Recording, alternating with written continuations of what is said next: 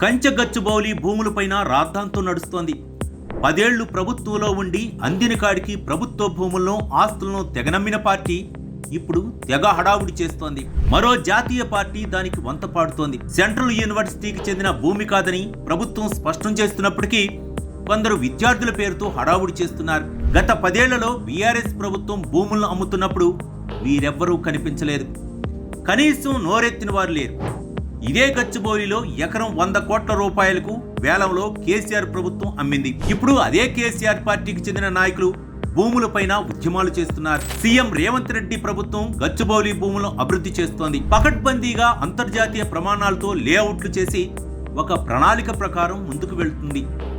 నిజానికి ప్రైవేటు వ్యక్తుల చేతుల్లోకి పోయిన వేల కోట్ల రూపాయల విలువైన 400 ఎకరాలను కాపాడి అక్కడ ప్రపంచ ప్రఖ్యాత సాఫ్ట్వేర్ సంస్థను ఏర్పాటు చేసి మన రాష్ట్రానికి చెందిన లక్షలాది మంది నిరుద్యోగులకు ఉపాధి కల్పించాలని ప్రభుత్వం ప్రయత్నం చేయటం నిజంగా అభినందనీయం. ఇదిలా ఉంటే కొందరు రాజకీయ కుట్రదారులు యూనివర్సిటీ భూములను ప్రభుత్వం అమ్ముకుంటుందంటూ అసత్య ప్రచారాలు చేస్తున్నారు. ఇందులో అసలు వాస్తవాలు ఒకసారి చూద్దాం. కంచగచ్చుబౌలిలోని సర్వే నెంబర్ 25లో ఉన్న 400 ఎకరాల భూమి హైదరాబాద్ సెంట్రల్ యూనివర్సిటీకి సంబంధించింది కాదు. 2004 జనవరి 13 వరకు ఈ 400 ఎకరాలు హెచ్సియులో ఉందని యూనివర్సిటీ పాలకవర్గం అంతా భావించింది. 2004 జనవరి 13 నాడు ఉమ్మడి రాష్ట్రంలోని టీడీపీ ప్రభుత్వం ఈ 400 ఎకరాల భూమిని యూనివర్సిటీ నుంచి తీసుకుని ఐఎంజీ భారత స్పోర్ట్స్ అకాడమీ పేరిట బిల్లీరావు, ప్యాటీరావు వంటి వారి పేరిట 400 ఎకరాలు కేటాయించారు. యూనివర్సిటీకి ఒక ప్రాంతంలో బదులు మరో ప్రాంతంలో భూమి దక్కింది. మరి కళంకితులైన ప్రైవేటు వ్యక్తుల చేతుల్లోకి విలువైన ప్రభుత్వం భూమి పోతే ఎట్లా అని ఆనాడు అధికారంలోకి వచ్చిన సీఎం దివంగత నేత వైఎస్ రాజశేఖర రెడ్డి 21/11/2006 నాడు రద్దు చేశారు. గత ప్రభుత్వం కేటాయించిన భూమి నాకే ఉండాలి, రాష్ట్ర ప్రభుత్వం తీసుకోవడానికి వీలు లేదని హైకోర్టును ఆశ్రయించారు. ఆ తర్వాత రాష్ట్ర విభజన జరిగింది. నీళ్లు, నిధులు, నియామకాల పేరిట అధికారంలోకి వచ్చిన టీఆర్ఎస్ ప్రభుత్వం 10 సంవత్సరాల పాటు ఈ విషయాన్ని గాలికి వదిలేసింది. ప్రైవేటు వ్యక్తుల చేతుల్లో ఉంటే ఏదో రకంగా ప్రయోజనం పొందవచ్చని గులాబీ పార్టీ నేతలు మౌనం వహించారు.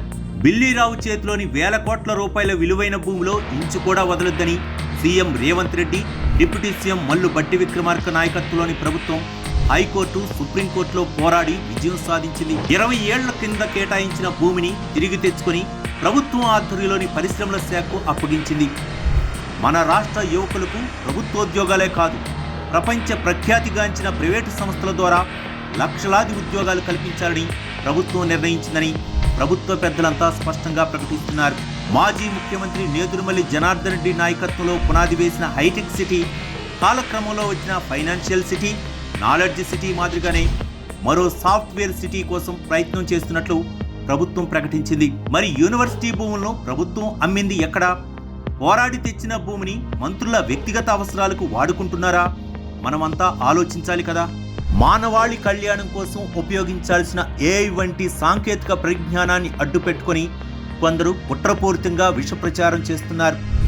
నిరుద్యోగులపై రాజకీయ కుట్ర జరుగుతున్న విషయాన్ని పసిగట్టకపోతే మనమంతా ప్రమాదంలో పడే అవకాశం ఉంది. యూనివర్సిటీ భూముల్లో అరుదైన పక్షులు, జంతుజాలం ఉన్నాయి. వాటిని ప్రభుత్వం బుల్డోజర్ల ద్వారా కనుమరుగు చేస్తుందంటూ ఏఐ టెక్నాలజీతో ఒక ఫోటోని సృష్టించి ముసుగు దొంగల రూపంలో సమాజంలో ప్రభుత్వంపై విష ప్రచారం చేస్తున్నారు. Subscribe us and press the bell icon for more interesting updates.